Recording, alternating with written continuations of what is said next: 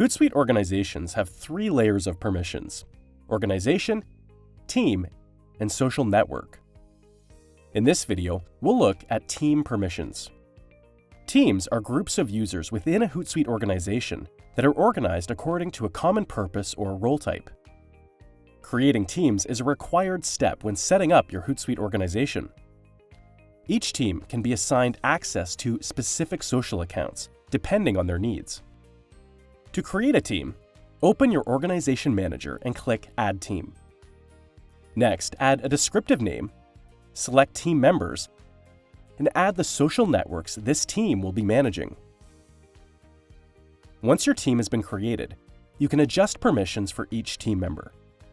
Do this by hovering over the team, clicking the Settings wheel, then Manage Permissions. You'll be taken to the Team Manager containing a list of all Hootsuite users in your organization. Click the Team Members tab to view a list of users within the specific team. Then, click the drop-down to change a user's permissions.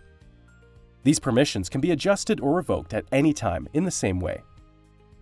There are 3 permission types that can be assigned at the team level: Team Admin, Custom, and Default. Team admins can manage all team members, permissions, and connected social networks. They can also manage content libraries and vanity URLs. Users can be given custom permissions for access to specific settings. For example, you may want to give someone access to add or remove team members, but not permission to add or remove social networks. Default permissions can be used for team members who are not authorized to make structural changes to the team.